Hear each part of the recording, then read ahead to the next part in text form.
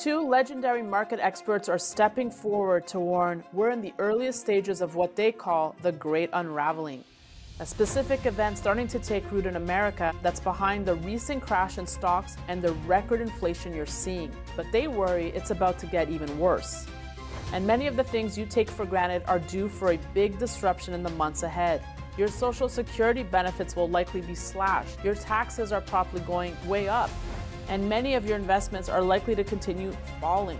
Meanwhile, even if you think you've saved enough money to retire, you're probably going to need way more money than you thought.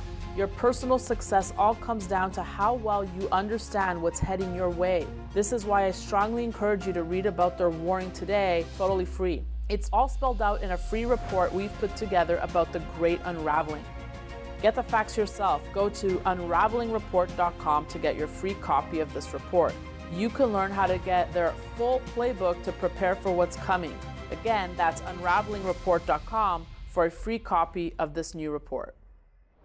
Hi, this is Daniela Cambone, and welcome to a special edition of the Daniela Cambone Show, where we are catching up in an exclusive interview with Kevin O'Leary following his testimony before Congress on Wednesday regarding the collapse of FTX and the arrest of its founder, Sam Bankman-Fried.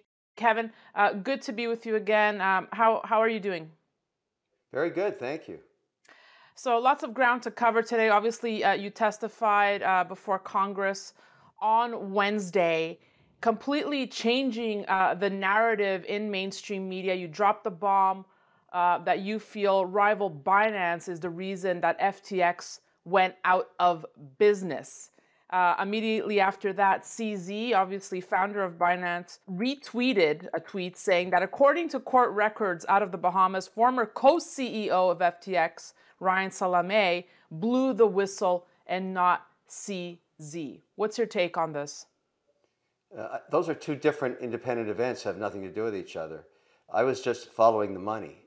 That's all I'm doing. I want to know where the money went. And so in pursuit of that, I'm looking for two things, really. I'm no different than any other investor. And I also had a lot of assets sitting on the FTX platform. And so starting at the point of when it went into bankruptcy, I noticed that within hours, my accounts were swiped clean, scraped clean, not only of the assets, but all of the records, all the financial records. So about 48 hours later, thinking maybe the server's coming back up, it didn't. I started making phone calls. I knew the management of the company, and I started asking, where's the money? It's a very simple question. And that road has led to the, what happened on the Hill yesterday. There's a lot of people looking for the money. But I was able to call up Sam Bankman-Fried and say, okay, I'd really like to know where the money is, please, Sam. And he said he had no idea anymore because he had been forbidden from accessing the services anymore, the servers, anything. So I said, okay, let's go back 24 months.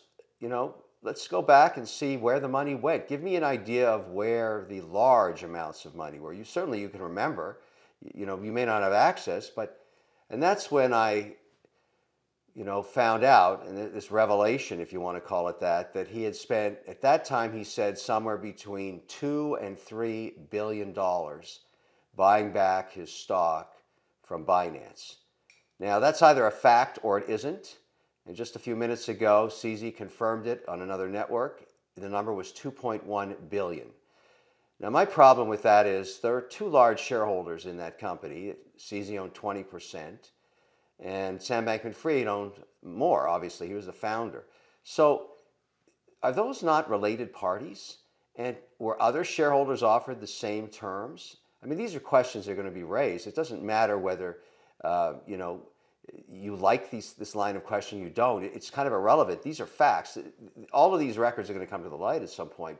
So I also asked Sam Bankman-Fried, okay, let me get this right, because I didn't want to hear about the small chunks. I wanted the large amounts of money. And when you start talking about $2 to $3 billion, those are large amounts. And so I asked him, what would compel you to spend that much of your resources and your assets and your liquidity? Why would you do that? Right. He said, I had no choice because every jurisdiction I went to, I was refused a license because of the ownership of CZ and or Binance. Because for whatever reason, CZ would not comply with the requests of the regulators, according to Sam Bankman-Fried. That's what he told me.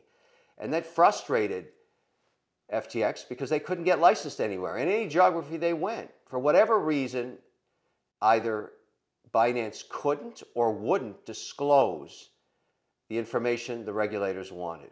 And that forced the hand. Now, was that an orchestrated idea on Binance? I don't know. Was he being uncooperative for a reason? Had these frenemies fallen out of love with each other and they went to war? That's what it looks like to me. That was my observation yesterday on the Hill. It looks like war. The two global unregulated platforms are going at each other, and one won the war. That's it. And it looks like now there's only one unregulated global monopoly. That's all I'm saying. And, you know, frankly, I don't know why he was having a problem with this, particularly CZ. He should enjoy the transparency of this. You would think he'd want to tell the story. If there's nothing to hide, don't worry about it.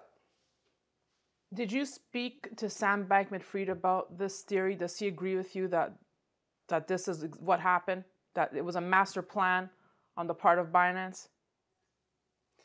No, you know, I didn't get a chance to talk to him about that, nor would I. I'll tell you why, because I'm more interested in the 36 hours of the week of November 6th, 7th, 8th. I mean, obviously, this is going to end up being a he said, she said story if they ever testify against each other, and who knows if that happens. But here's my question to you. Binance, CZ, or both, go online into social media and say, I have $550 million worth of FTT tokens. I'm in the mood to sell them. I think I'm going to dump them. Basically, you read between the lines of that social media. Why in the world would anybody do that?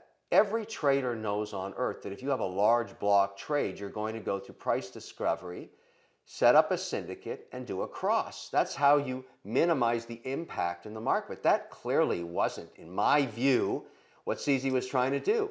He was trying to push the last edge to get this company into bankruptcy by giving a cash call that it couldn't fulfill.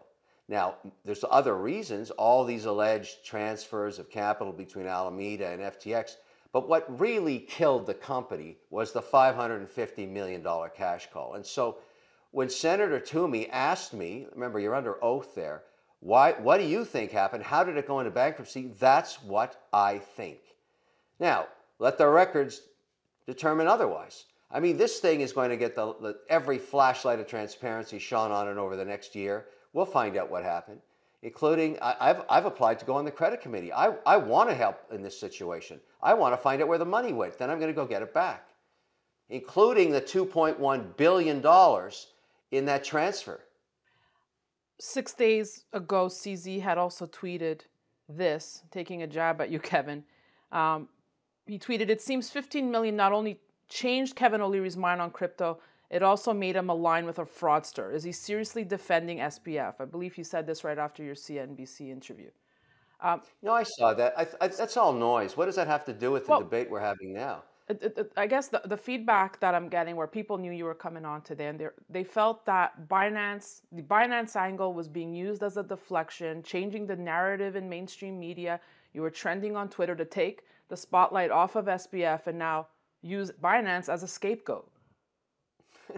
Why would I do that? I'm just shining the light on what happened. Look, I've already disclosed I'm a paid spokesperson. I've already disclosed the economics of it. I've already disclosed the millions I lost. I'm being totally transparent because I have no option but to be totally transparent. You don't go and sit in Congress and lie to them. You can't do that. You're under oath. And so at the end of the day, I'm just telling you what I think happened. It has nothing to do with some strategy on social media. It's irrelevant to me. All that stuff is noise. What are the facts? That's what we have to find out. Now, I'm sorry that CZ, I have no reason to go, fight with him on social media.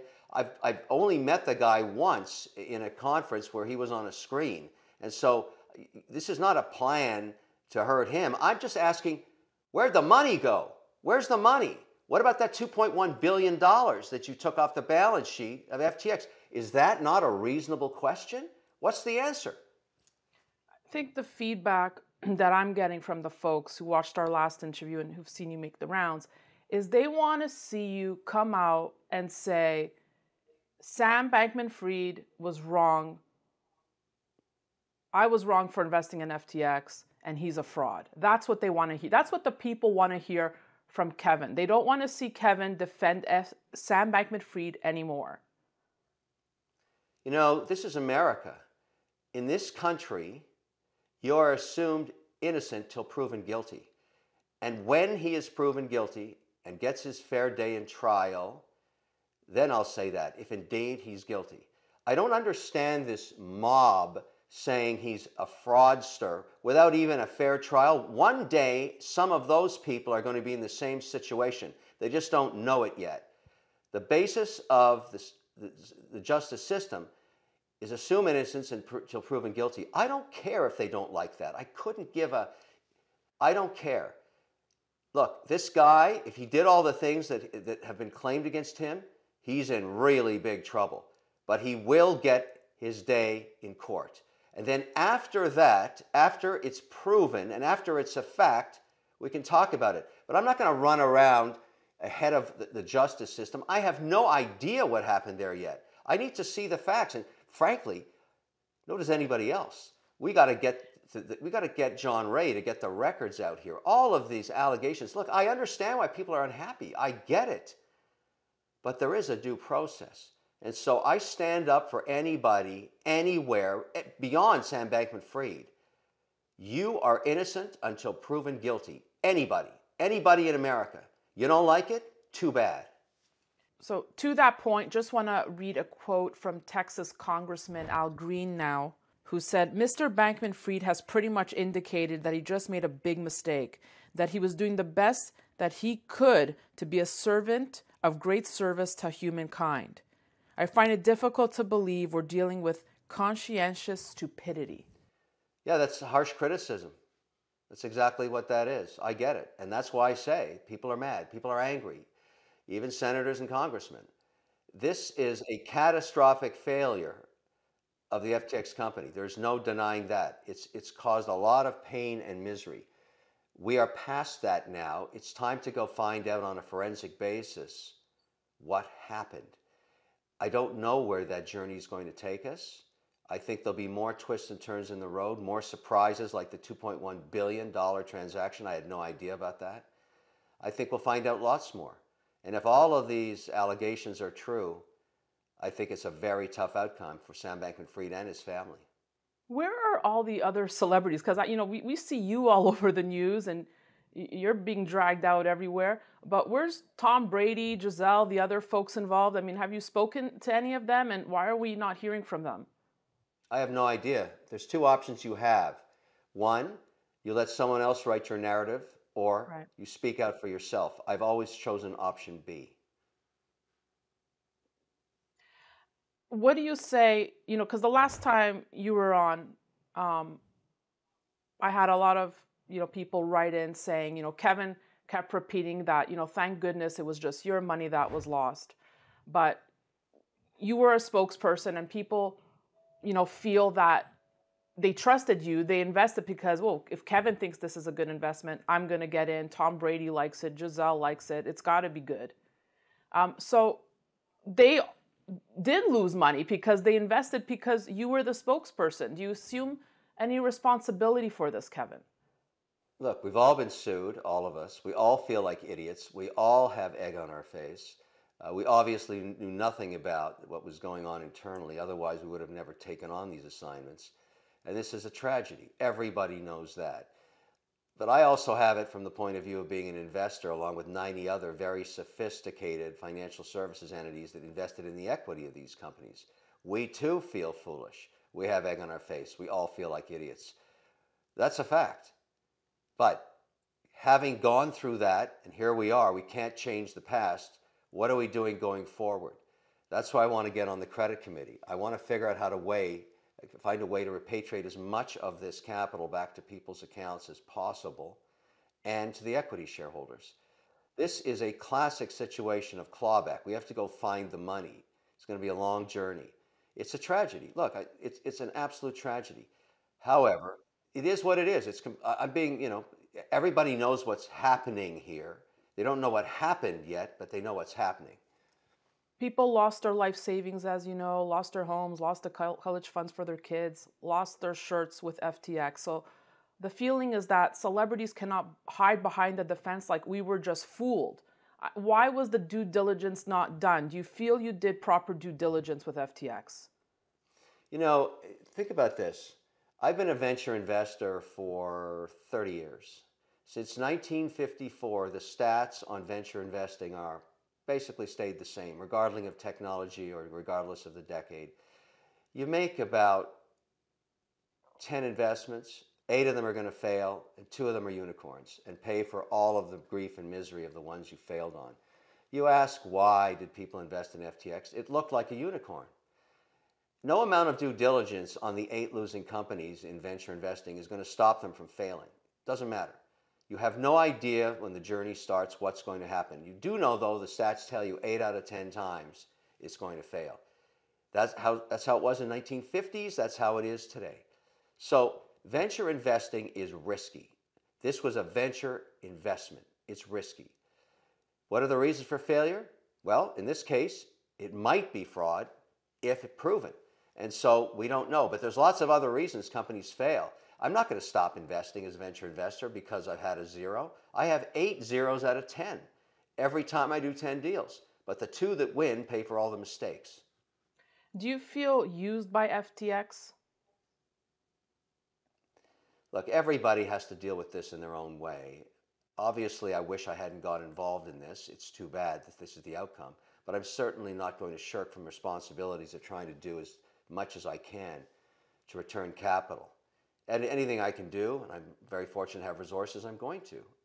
But that's all I can do. What else can I do? I mean, I have to actually face this, deal with all this, and then go forward. And I'm going to remain an investor. I'm going to remain transparent, and if called back to testify, I will. This is a journey. We haven't started even the first mile of it yet.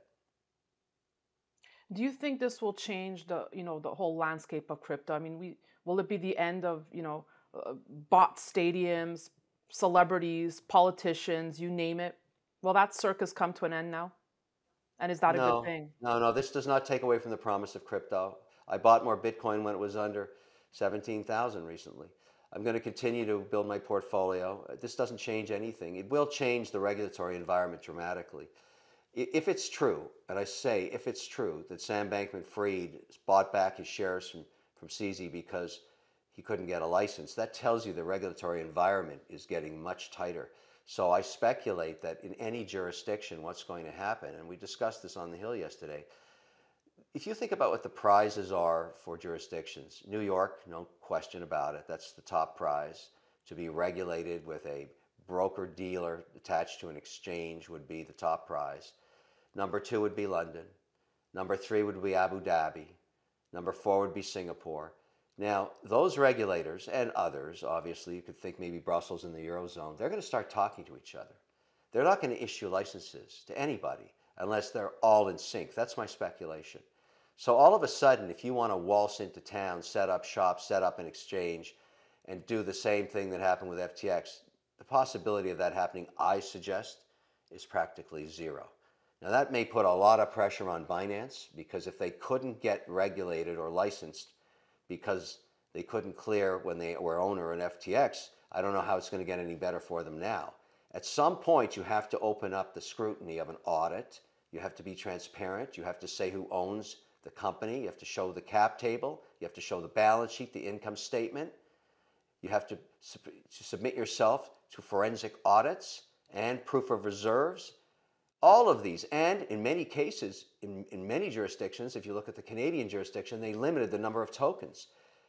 You know, what's remarkable about this, and I would make note for everybody to think about, if you looked at the 130 companies that went bankrupt, that were taken bankrupt in the FTX portfolio, the only one that didn't go bankrupt was Ledger X.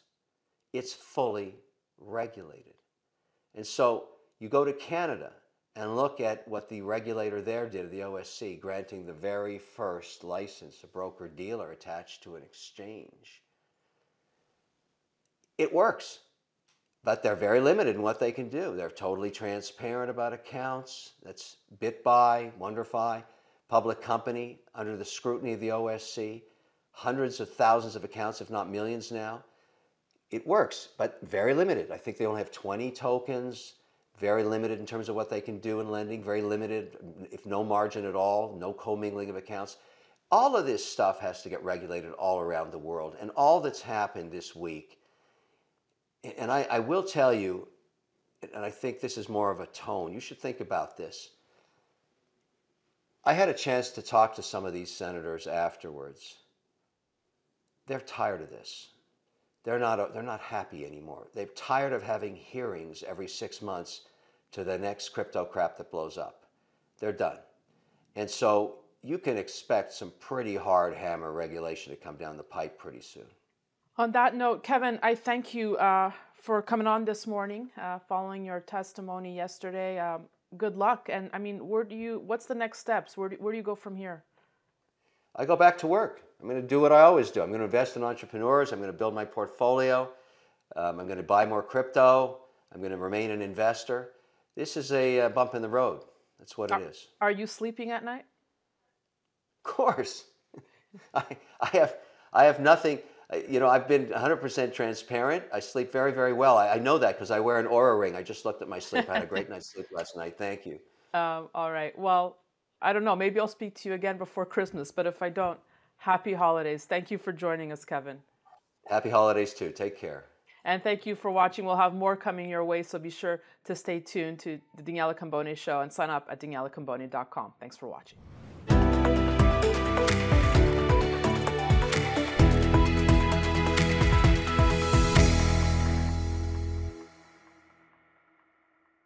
Opinions expressed on this program are solely those of the contributor and do not necessarily reflect the opinions of Stansberry Research, its parent company, or affiliates.